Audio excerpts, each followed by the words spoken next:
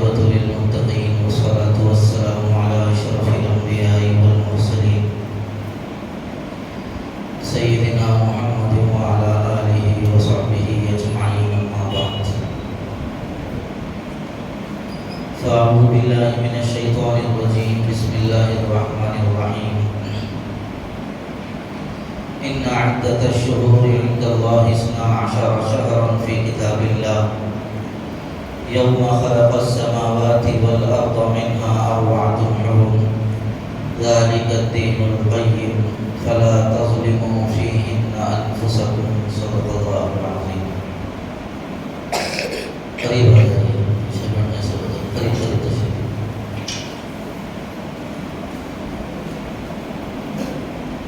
قابل قدر معزز بزرگوں، نوجوان ساتھیوں، رجب کا مہینہ شروع ہو چکا ہے. رمضان المبارک بالکل قریب ہے.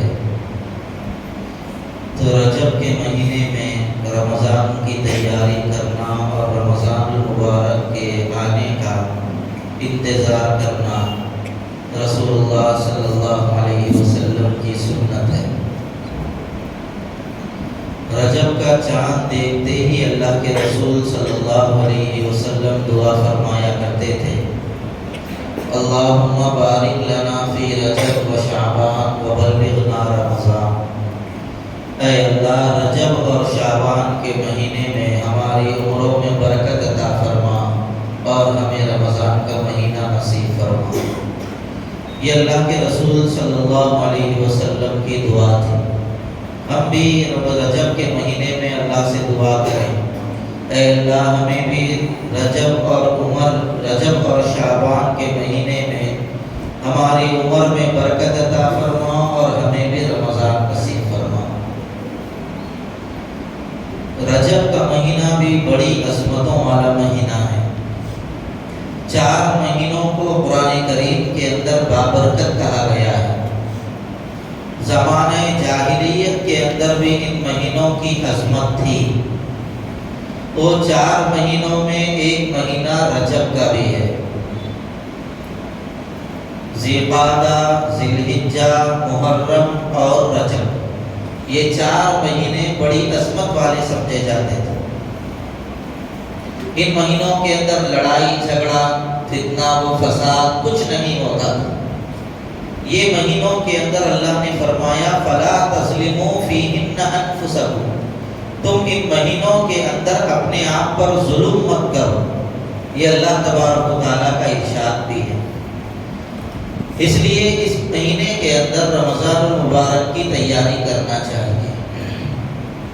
رمضان المبارک کی تیاری کا مطلب بہت سارے لوگ یہ سمجھتے ہیں کہ صاحب راشن کا انتظام ہو گیا، عید کے کپڑے آ گئے، میرے کپڑے آ گئے، میری بیوی کے کپڑے آ گئے، بچوں کے کپڑے آ گئے، اب تھوڑا بہت کچھ باقی ہے. یہ تو عید کی تیاری ہے، رمضان کی تیاری نہیں ہے. کپڑے خرید لینا، شاپنگ کر لینا، یہ تو عید کی تیاری، رمضان کی نہیں. لیکن وہ بھی پہلے ہی کر لینا چاہیے تاکہ رمضان کے مبارک مہینے میں ہمارے اوقات اور ہمارے جو مبارک گھڑیاں ہیں وہ بازاروں کے اندر خراب نہ ہوں، بازاروں کی زینت نہ بن سکے. رمضان المبارک کی سب سے پہلی تیاری انسان کو روزہ رکھنے کی کرنا ہے. جو بھی کام مشق کے بعد، پریکٹس کے بعد اور تیاری کے بعد کیا جاتا ہے وہ کام آسانی کے ساتھ پائے تکمیل کو پہنچتا ہے اور پورا ہوتا ہے.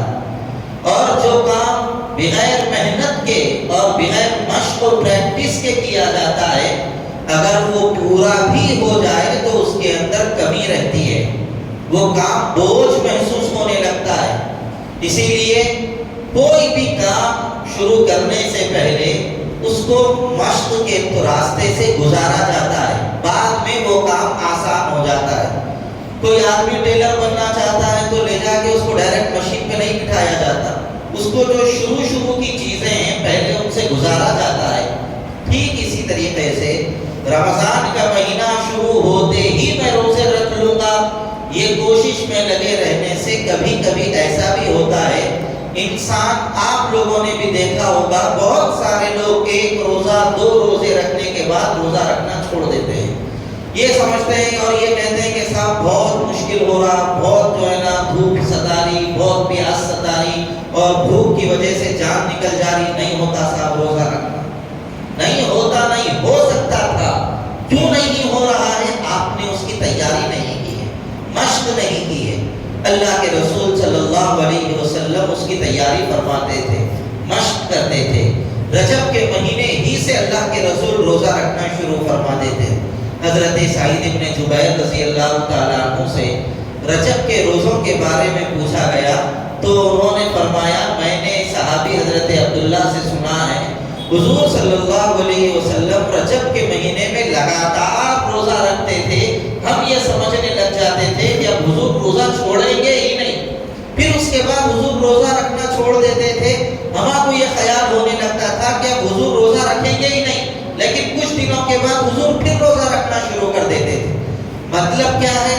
مطلب حدیث کا یہ ہے کچھ دن سرکار روزہ رکھتے تھے اور کچھ دن روزہ چھوڑ دیتے تھے۔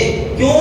لگاتار روزہ رکھنے کی وجہ سے کہیں رمضان کے روزوں پر فرق نہ پڑ جائے، اس لیے سرکار لگاتار 2 مہینے روزے نہیں رکھتے تھے اور تھوڑے تھوڑے روزے حضور اس لیے رکھ لیتے تھے تاکہ رمضان المبارک کے روزے رکھنے میں مشقت نہ ہو، پہلے سے مزاج بن جائے روزہ رکھنے کا، اس لیے روزہ رکھنے کا اہتمام ابھی سے کرنا چاہیے۔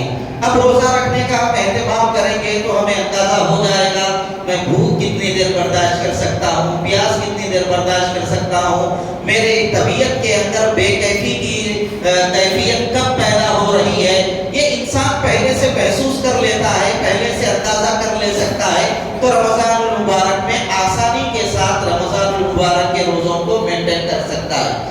اس لیے رمضان المبارک کے آنے سے پہلے کچھ روزے رکھنے کا اہتمام ابھی سے کرنا چاہیے، جیسے 13، 14، 15 یہ 3 تاریخوں میں اللہ کے رسول صلی اللہ علیہ وسلم روزہ رکھتے تھے چاند کی۔ اب رجب کی یہ 3 تاریخوں میں، شعبان کی ان 3 تاریخوں میں اور ہر پیر اور جمعرات کو بھی اللہ کے رسول روزہ رکھتے تھے، تو ان 2 دنوں کے اندر روزہ رکھنے کا ہم اہتمام کریں تاکہ رمضان المبارک کے روزے ہمارے اوپر بھار نہ ہو، مشقت نہ ہو، پریشانی کا سبب نہ بنے اور کوئی روزہ ہمارا چھوٹنے نہ پائے۔ اس لیے ابھی سے تیاری کریں رمضان المبارک کے روزوں کی۔ دوسری چیز، رمضان کا مہینہ جو ہے تلاوت کا مہینہ ہے، قرآن کا مہینہ ہے، اس لیے رمضان المبارک کے آنے سے پہلے ہی تلاوت قرآن کا بھی ہمیں اہتمام کرنے کی ضرورت ہے۔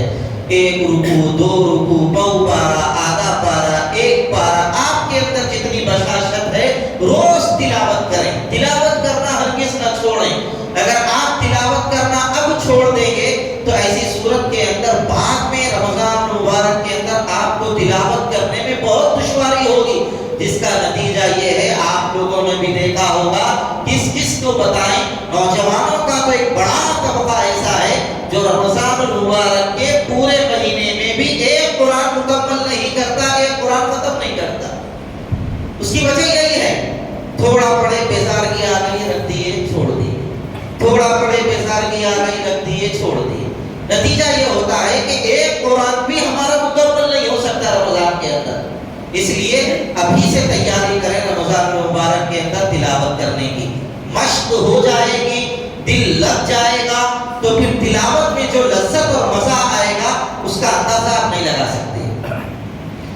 اور قرآن کریم کو صحیح پڑھنا ہے، تجوید کے ساتھ پڑھنا ہے۔ بہت سارے لوگ تجوید کے بغیر قرآن کو پڑھتے ہیں، ان کو ثواب ملنے کے بجائے عذاب ہوتا ہے، ان پر رحمتیں برسنے کے بجائے اللہ کا غصہ نازل ہوتا ہے۔ اس لیے تجوید کے ساتھ قرآن پڑھنے کا اہتمام کریں۔ جب یہ بات بتائی جاتی ہے تو بعض منچلے اور بے وقوف قسم کے لوگ یہ کہتے ہیں کہ ہم قرآن ہی نہیں پڑھتے، صاحب پڑھے تو گناہ ہوتا، کہتے ہیں اب نہیں آتا تو کہیں کو پڑھنا۔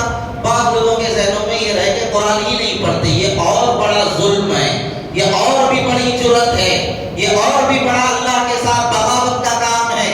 اس لیے کیا کرنا ہے؟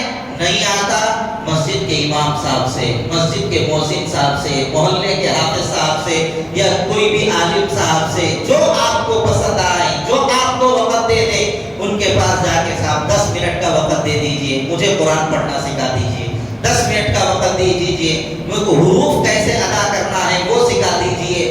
اس لیے یاد رکھیے آپ، اگر حروف صحیح ادا نہیں ہوں گے تو بندے کو ثواب ملنے کے بجائے عذاب ملے گا۔ ایک حرف کو ایک طریقے سے پڑھنا ہے، بندہ اگر دوسرے طریقے سے پڑھے گا تو اس کو گناہ ہوگا۔ تو اس لیے ان سے وقت لیں، وقت لے کر ان کی کیا فیس ہوتی ہے فیس ادا کریں، فیس ادا کر کے 10 منٹ 15 منٹ ان کا وقت مانگ کر ان سے قرآن کریم پڑھنا سیکھیں۔ رمضان سے پہلے آپ سیکھ جائیں، ابھی 2 مہینے کا تقریباً وقت ہے، پورے 2 مہینے باقی ہیں، ابھی سے آپ تیاری کریں گے تو انشاءاللہ رمضان تک آپ آسانی کے ساتھ قرآن پڑھنے والے بن جائیں گے۔ بہت آسان ہے قرآن پڑھنا، ایک ایک روپیہ گننا آسان ہو گیا ہم لوگوں کو، بڑے بڑے حسابات کرنا آسان ہو گیا، تو ہم لوگوں کے واسطے قرآن پڑھنا کوئی مشکل نہیں ہے۔ قرآن کیا ہے، حروفوں کو جوڑنا، جوڑنے کے بعد ایک لفظ بن جاتا، پھر ان الفاظ کو جوڑنے سے جملہ بن جاتا، پورا قرآن ویسے ہی ہے، بہت آسان ہے قرآن پڑھنا۔ اس لیے سیکھیں قرآن پڑھنا، بغیر سیکھے کہ قرآن ہم پڑھنے کی کوشش کریں گے غلطی کریں گے، اس لیے قرآن پڑھنا سیکھیں۔ اور ایسے ہی ابھی سے رمضان کی تیاری کے لیے آپ حضرات تہجد کا اہتمام کریں۔ تہجد اگر ہم ابھی سے پڑھتے رہیں گے تو رمضان المبارک کے اندر بھی تہجد پڑھنا ہمارے لیے آسان ہو جائے گا۔ ورنہ آپ نے بہت سارے لوگوں کو دیکھا ہوگا، اٹھتے ہیں صبح بیزارگی کو اٹھ گئے، اٹھ کے جا کے سیدھا دفتر میں بیٹھ جاتے ہیں، اور اتنی مبارک گھڑیوں کے ایسے مبارک لمحات میں بھی ہم اللہ کی عبادت سے، اللہ سے تعلق قائم کرنے سے محروم ہو جاتے ہیں۔ اس لیے ابھی سے اگر ہم تہجد پڑھتے رہیں، اور اب تو بہت آسان ہے تہجد پڑھنا، 6:45 بجے فجر کا وقت شروع ہو رہا ہے، آپ 5:15 بجے بھی اٹھ گئے، 5:20 5:25 کو بھی اٹھ گئے، آپ کی آسانی سے تہجد ہو جائے گی۔ 2 رکعت 4 رکعت 6 رکعت 8 رکعت 12 رکعت، آپ کو جتنی بشاشت ہے اتنی ابھی سے آپ تہجد پڑھنے کا اہتمام کریں، تاکہ رمضان المبارک کے اندر آپ کی تہجد آسانی سے ہو جائے۔ اگر آپ ابھی سے مشق کرے ہوئے رہیں گے تو رمضان میں آپ کو تہجد چھوڑنا گوارا نہیں ہوگا، آپ کا دل گوارا نہیں کرے گا، میں اتنے دنوں سے پریکٹس کر رہا ہوں اور رمضان میں تہجد چھوڑ دوں، ایسا نہیں ہوگا۔ آپ کا رمضان پوری عبادت اور جستجو کے ساتھ گزرے گا۔ اور ایسے ہی تہجد کے بعد تھوڑی تھوڑی دیر اللہ کا ذکر کرنے کا بھی معمول بنائیں۔ اللہ کا ذکر بہت بڑی نعمت ہے۔ جس بندے کے دل میں اللہ کے ذکر کی لذت آ گئی اور جو زبان اللہ کا ذکر کرنے سے اپنے آپ کو تر و تازہ محسوس کرنے لگے، تو ایسی صورت میں سمجھ لیجئے ذکر میں جو لذت ہے کائنات کی کسی چیز میں وہ لذت نہیں ہے، کائنات کی کسی چیز میں وہ لذت نہیں ہے جو اللہ کے ذکر میں لذت ہے۔ اس لیے اللہ کا ذکر کرنے کا بھی معمول بنائیے۔ اور کتنے افسوس کی بات ہے، ہمارے پاس ہر چیز کے لیے وقت ہے، اللہ کے ذکر کرنے کے لیے ہمارے پاس وقت نہیں۔ ہم سب کو اپنا سمجھ رہے ہیں، ماں کو اپنا سمجھ رہے ہیں اس لیے کہ اس نے مجھے جنم دیا ہے، باپ کو ہم نے اپنا سمجھ لیا، اس سے محبت ہو گئی اس لیے کہ یہ میرا باپ ہے، اولاد سے محبت ہے اس لیے کہ اللہ نے ہمارے ذریعے اس کو وجود عطا کیا ہے، یہ ہماری اولاد ہے اس لیے ہم کو اپنی اولاد سے محبت ہے، پیسوں سے محبت ہے اس لیے کہ میں نے اس کو کمایا ہے، اس کے ذریعے میرے مسائل حل ہوں گے، میری ضروریات پوری ہوگی، پیسوں سے محبت ہو گئی، رشتہ داروں سے محبت ہے، یہ ہماری خالہ ہے، یہ ہماری پھوپھو ہے، یہ ہمارے دادا ہیں، یہ ہمارے چچا ہیں، نانا ہیں، ماموں ہیں، یہ سب لوگوں سے ہمیں محبت ہے۔ کیوں؟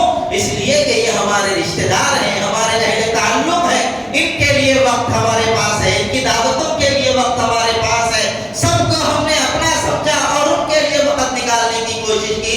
ذرا دل پہ ہاتھ رکھ کے بولو، یہ سب کا سب جو ہمارے پاس ہے وہ رب کا عطا کیا ہوا ہے، اور اللہ تعالیٰ بغیر مانگے ہم کو یہ سب نعمتیں دے دیا ہے، تو اللہ کے لیے ہمارے پاس وقت نہیں۔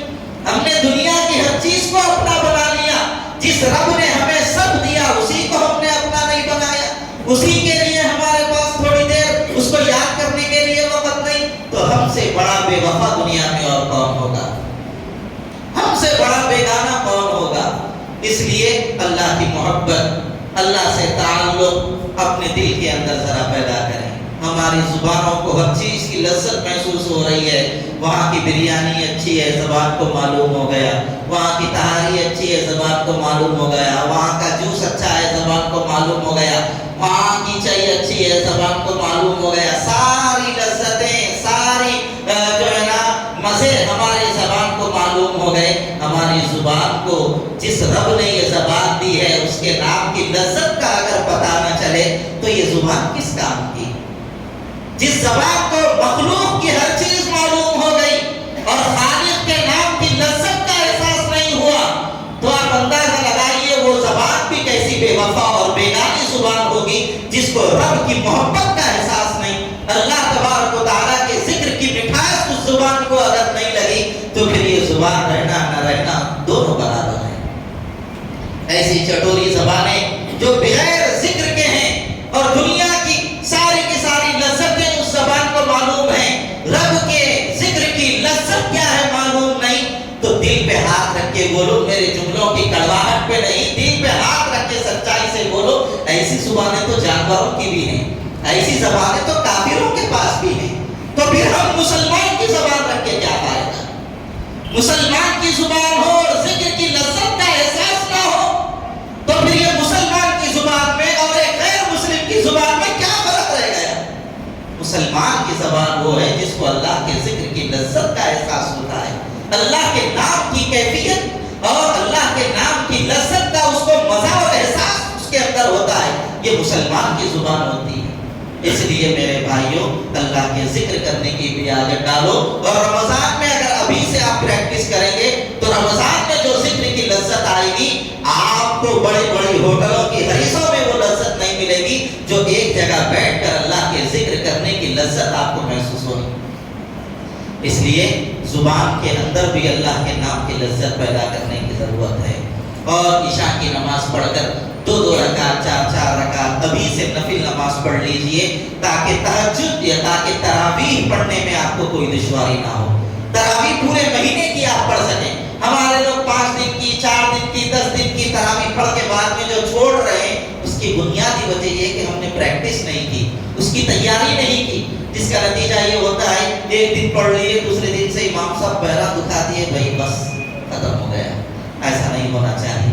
ہمیں اگر ہم اس کی پریکٹس کرتے، تیاری کرتے تو رمضان کے اندر تراویح پڑھنے میں بھی ہم کو مزہ آتا، لذت آتی۔ اس لیے ابھی وقت ہے، 2.25 مہینے ہمارے پاس، تو 2 رکعت 4 رکعت ہم پڑھ لیں تاکہ ابھی سے ہمارے اندر تراویح کا احساس اور تراویح پڑھنے کا ذوق اور تراویح پڑھنے کا مزہ ہمیں محسوس ہونے لگے۔ بہرحال میرے بھائیوں رمضان المبارک کا یہ مقدس مہینہ بالکل قریب ہے، ہمارے سروں پر ہے۔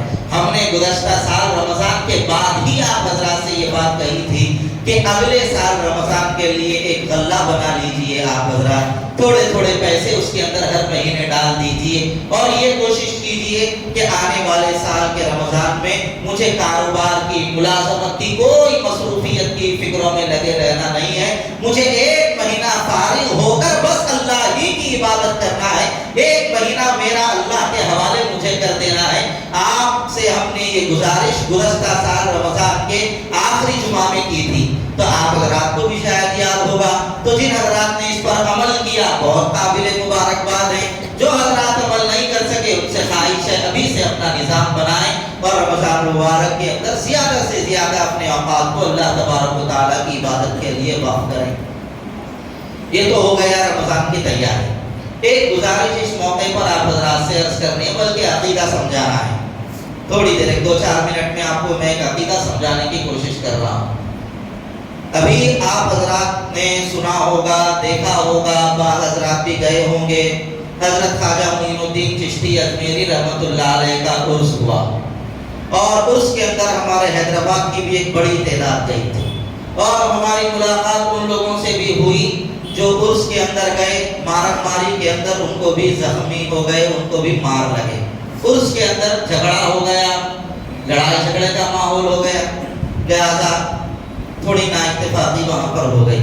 اللہ والوں کی مزاروں پر ایسی حرکتیں بالکل جائز نہیں ہیں، جو بھی کرے جس لیے بھی کرے یہ درست نہیں، لیکن صاف ذہن ہو کر مسئلے کو سمجھیے، ہم کسی کی طرفداری نہیں کرتے، چاہے حضرت خواجہ صاحب کے خادمین ہوں، چاہے کوئی اور درگاہ کے خادمین ہوں، چاہے ہماری مسجد کے خادم ہوں، چاہے کسی بڑے ادارے کے خادم ہوں، عقیدہ درست ہونا بہت ضروری ہے۔ وہاں کے خادموں کا بیان آ رہا ہے کہ بعض لوگ وہاں پر آ کر حضرت امیر معاویہ رضی اللہ تعالیٰ عنہ کا نام لے لیے ہیں، معاویہ کا صدقہ انہوں نے مانگا ہے، جو نعرہ یہاں پر پسند نہیں کیا جاتا، اس لیے لڑائی ہو گئی، جھگڑا ہو گیا۔ آپ نے بھی شاید سنا ہوگا ویڈیو میں وہاں کے خادمین کا بیان۔ میں یہ وضاحت اس لیے کر رہا ہوں کہ اس ویڈیو کو سن کر کئی لوگوں کے ذہن خراب ہو رہے ہیں۔ بعض لوگوں نے ہم سے پوچھا یہ معاویہ کون ہے مول صاحب، ان کا نام وہاں لے لینے کی وجہ سے جھگڑا ہوا، کہتے نعوذ باللہ۔ بھولے بھالے مسلمان ہیں جن کو کچھ پتا نہیں ہے۔ میرے بھائیوں، اچھی طرح مسئلہ ذہن میں رکھیے، حضرت امیر معاویہ رضی اللہ تعالیٰ عنہ صحابی رسول ہیں، حضور صلی اللہ علیہ وسلم کے سالے ہیں، کاتب وحی ہیں۔ اللہ کے نبی پر جب بھی قرآن نازل ہوتا، حضرت امیر معاویہ رضی اللہ تعالیٰ عنہ اس کو لکھا کرتے تھے، حضور ان کو بلاتے تھے، حضرت امیر معاویہ آتے تھے، سرکار ان سے لکھاتے تھے۔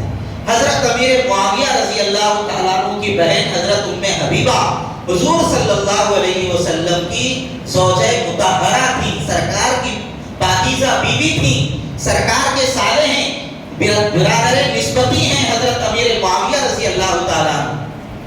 اور حضور نے فرمایا تھا جو بھی اسلام کے لیے سب سے پہلا بحری بیڑا بنائے گا، ہم اس کے لیے جنت کی بشارت دیں گے۔ اللہ کے رسول نے پہلا بحری بیڑا جس نے بھی بنایا اس کے لیے جنت کی بشارت دی، اور وہ پہلا اسلامی بحری بیڑا حضرت امیر معاویہ رضی اللہ تعالیٰ عنہ نے بنایا۔ اور حضرت امیر معاویہ رضی اللہ تعالیٰ عنہ کے بارے میں اللہ کے رسول نے دعا کی تھی، اے اللہ معاویہ کو تو ہادی بنا، مہدی بنا، یعنی ہدایت یافتہ بنا اور ہدایت دینے والا بنا۔ یہ اللہ کے رسول نے ان کے لیے دعائیں کی تھی۔ ایسی برگزیدہ اور پاکیزہ شخصیت ہیں، ان کا نام حضرت خواجہ صاحب کے دربار میں لیا جائے تو فساد ہو جائے۔ تو اب اندازہ لگائیے جس نے بھی فساد کیا ہے اس کے ذہن میں صحابہ سے کتنا بغض ہوگا، صحابہ سے کتنی دشمنی ہوگی ایسے لوگوں کے دلوں میں۔ اصل میں بات یہ ہے کہ حضرت عثمان رضی، بھائی وقت ہے نا، 2-4 منٹ سننے کے لیے آپ سن لیجئے، ہے مسئلہ۔ حضرت امیر معاویہ رضی اللہ تعالیٰ عنہ نے حضرت عثمان رضی اللہ تعالیٰ عنہ کو جب بلوائیوں نے شہید کر دیا تو حضرت امیر معاویہ رضی اللہ تعالیٰ عنہ نے مطالبہ کیا کہ فوری ان سے بدلہ لیا جائے۔